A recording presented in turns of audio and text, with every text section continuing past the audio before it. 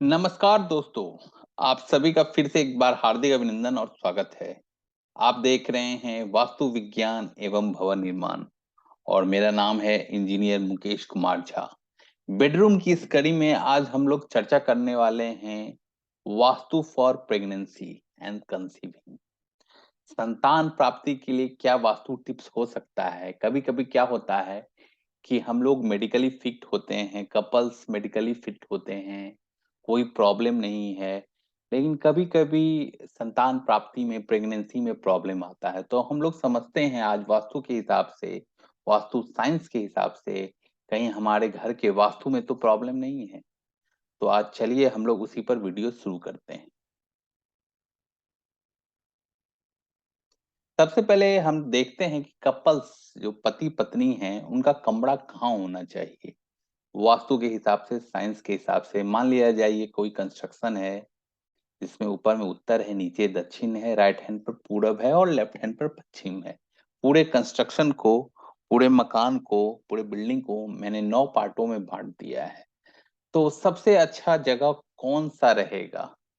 Science के हिसाब से हम लोग जानते हैं कि दक्षिण-पश्चिम जो कि पंच तत्व में क्षिति यानी पृथ्वी का स्थान है, जो पृथ्वी हमें जीवन देती है और हमारा भरण-पोषण भी करती है।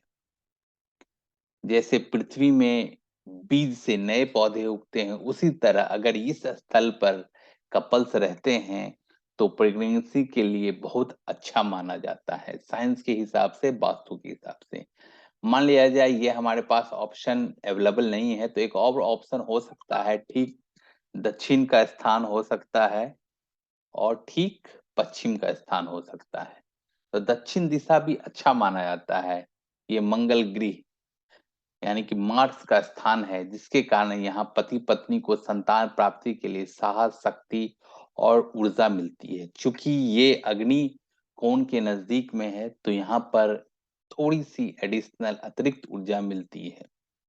पश्चिम दिशा भी अच्छा माना जाता है। ये शनि देव का स्थान है, जिन्हें न्याय का देवता माना जाता है। अगर यहाँ पति-पत्नी मेहनत करते हैं, तो उनको मनचाहा फल मिलता है और सभी सांसारिक भौतिक सुख की प्राप्ति होती है।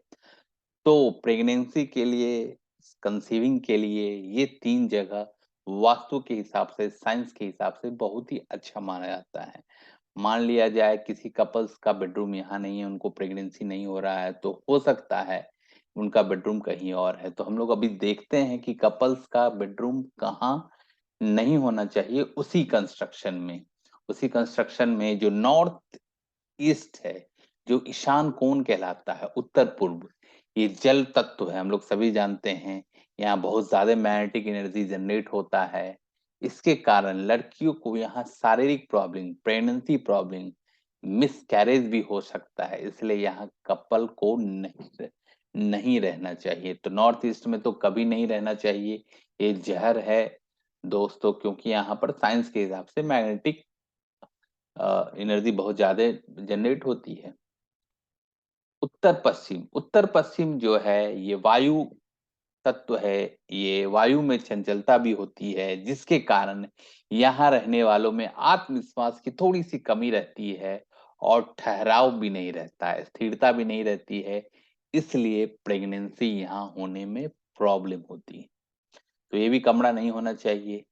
दक्षिण-पूर्व दक्षिण-पूर्व ये अग्नि का स्थान है, अगर किसी कपल में ऊर्जा की कमी है और संतान उसके वजह से नहीं हो पा रहा है, तो कुछ दिन यहाँ रह सकते हैं, पर एक बार प्रेगनेंसी हो जाए, उसके बाद यहाँ नहीं रहना चाहिए, अन्यथा अननेसेसरी झगड़े होंगे। यहाँ ज़्यादा दिनों तक रहने से लड़कियों में शारीरिक बीमारियाँ हो सकती हैं, मिसकैरेज भी हो सकता है, पेट संबंधित रोग हो सकता है। तो ये 3 जगह जो है हम लोग को अवॉइड करना चाहिए, कपल्स को अवॉइड करना चाहिए प्रेगनेंसी के लिए पर्टिकुलरली। अब हम लोग देखते हैं कि संतान प्राप्ति के लिए बेडरूम के अंदर स्पेशली बेड के लिए क्या वास्तु टिप्स होना चाहिए? तो बेड का कैसा होना चाहिए? बेड 3 तरफ से खुला हो, बेड के पीछे एक सिरहाना हो, दीवार हो, लकड़ी का बेड हो, कभी भी लोहे का बेड नहीं इस्तेमाल करना चाहिए प्रेगनेंसी में, अन्यथा बहुत प्रॉब्लम होता है। बेड वर्गाकार हो, आयताकार हो, वृत्ताकार यानी कि गोलाकार नहीं होना चाहिए। बेड के नीचे कोई स्टोरेज नहीं होना चाहिए। अगर है तो इसमें से भारी सामान जैसे मेटल धातु ना रखें। बेड क्या नहीं होना चाहिए? सोते समय कभी भी उत्तर दिशा में सिर करके ना सोएं, अन्यथा मिसकैरेज हो सकता है, क्योंकि नॉर्थ से साउथ डायरेक्शन में मैग्नेटिक रे चलती हैं जो कि प्रॉब्लम क्रिएट कर सकती हैं। बेड दरवाजे के ठीक सामने नहीं होना चाहिए। अगर है तो उस पर हमेशा एक पर्दा डाल के रखें। बेड का रिफ्लेक्शन जो है वो मिरर में या टीवी में नहीं होना चाहिए। अगर है तो हमेशा पर्दा डालकर रखिए। बेड के ऊपर कोई बीम ना हो। अगर है तो उस पर फॉल सीलिंग कर दें, अन्यथा जो है इससे भी मिसकैरेज होने का चांस बढ़ सकता है। अब हम लोग देख लेते हैं कि प्रेगनेंसी के लिए, प्रेग्नेंट होने के लिए बेड का पोजीशन कहाँ होना चाहिए। ये हमारा कमरा है, ये हमारा बेडरूम है जिसमें ऊपर उत्तर है, नीचे दक्षिण है, राइट हैंड पर पूरब है, लेफ्ट हैंड पर पश्चिम है।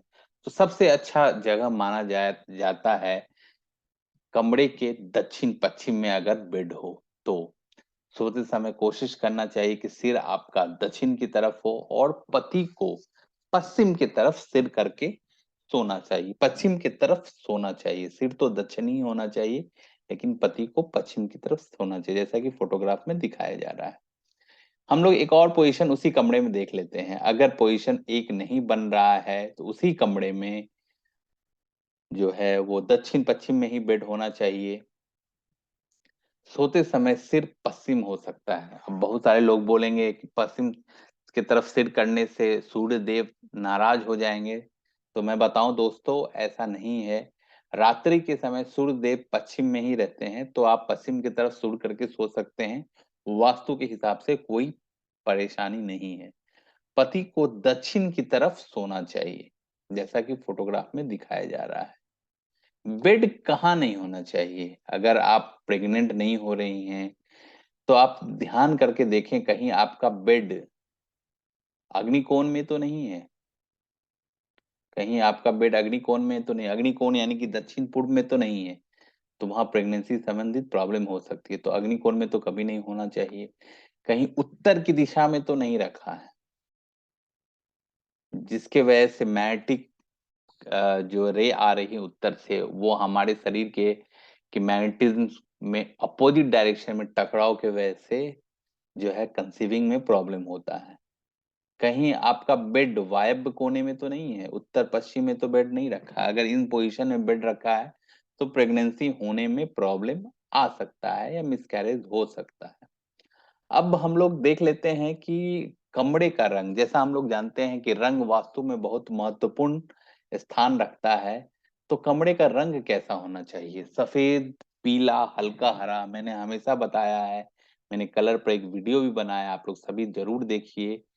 ये तीनों रंग जो है वास्तु रंग है, सबसे उत्तम रंग है दीवारों के लिए। अगर दक्षिण पश्चिम में आपका बेडरूम है तो वहां पर मिट्टी का रंग, मेटल का रंग, लाइट ब्राउन उत्तम रंग माना जाता है।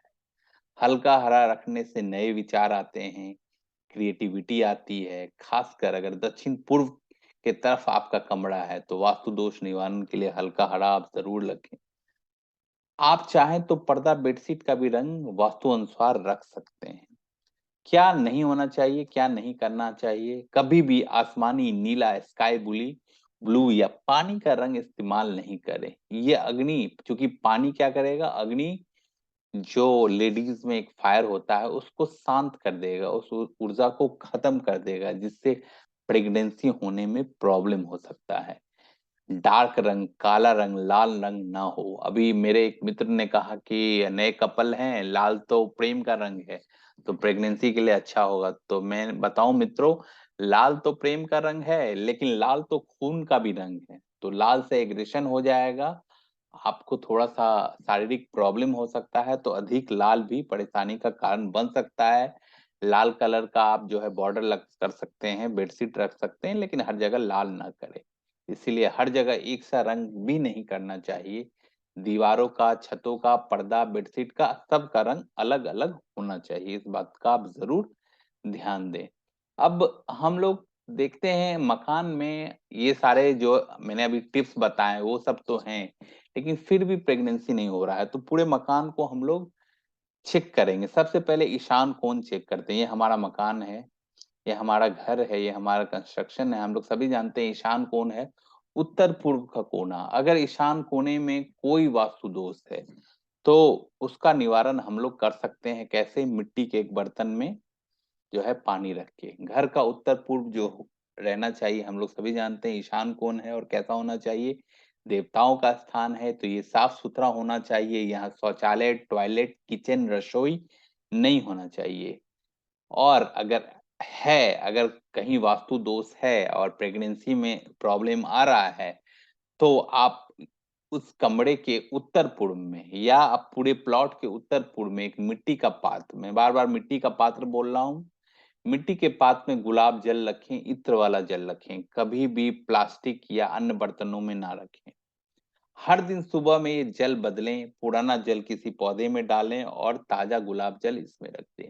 इससे क्या होगा कि ईशान कोण का जो है सकारात्मक एनर्जी जनरेट होगा और पूरे घर में एक सकारात्मक एनर्जी जनरेट होगा, और हमारे घर में अगर कहीं वास्तु दोष है तो वो निवारण हो जाएगा।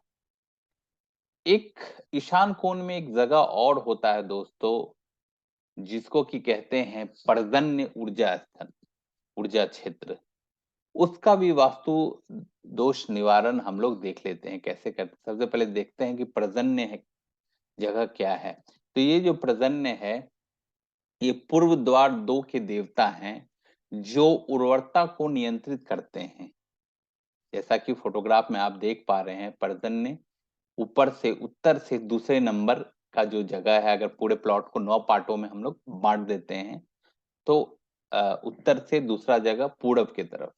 ये जगह साफ सुथरा होना चाहिए। यहाँ शौचालय, टॉयलेट या किचन, रसोई नहीं होना चाहिए। यहाँ आप गार्डन, गमले में पौधा जैसे तुलसी जी लगाएं, उसमें निरंतर खाद पानी डालें। इसमें खाद डालने से घर में रहने वाली प्रेग्नेंट का जिसका एक्सपेक्टेशन है, उनकी उर्वरकता क्षमता बढ़ जाएगी। तो ये एक टोटका आप कहिए या साइंस कहिए, आप इसका यूज कर सकते हैं। यानी कि पर्जन्य क्षेत्र में आप गमले में अगर जगह नहीं है तो पौधा लगा के उसमें खाद पानी डालें। पौधा जैसे जैसे बढ़ेगा, लेडीज की प्रेगनेंसी में बच्चे वैसे वैसे बढ़ेंगे।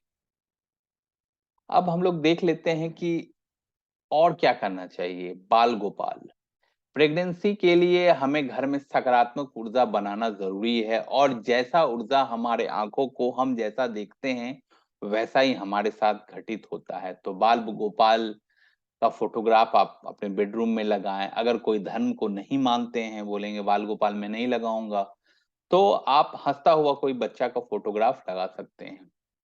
क्योंकि बाल गोपाल की फोटो लगाने से सकारात्मक ऊर्जा मिलती है, और हंसता हुआ बच्चे के फोटोग्राफ लगाने से भी आपको सकारात्मक ऊर्जा मिलती है। तो इससे भी आपका जो है प्रेगनेंसी में एक सकारात्मक ऊर्जा मिलेगी, आपको प्रॉब्लम नहीं होगा।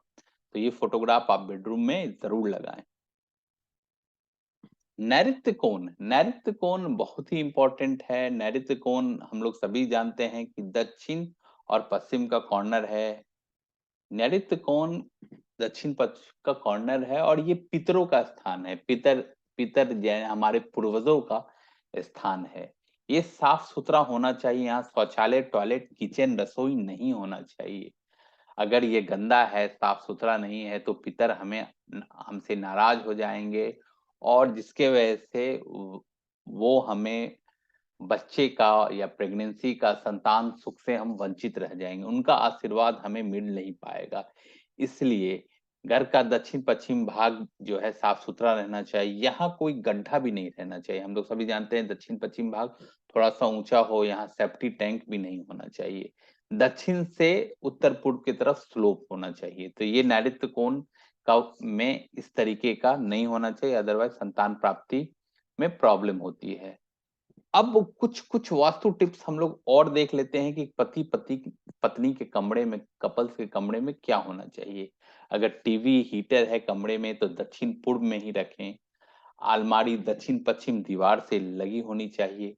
राधा कृष्ण, हंसों का जोड़ा, हिमालय, शंख, बांसुरी, इनमें से किसी एक का फोटो आप जरूर लगाएं बेडरूम में। दक्षिण पश्चिम में फैमिली फोटो और अपना पति पत्नी का फोटो जरूर लगाएं। घड़ी अगर है तो उत्तर पूर्व की दीवार पर ही लगी हो। क्या नहीं होना चाहिए? पूजा स्थान या अन्य भगवान का फोटो नहीं होना चाहिए, अन्यथा मिसकैरेज हो सकता है।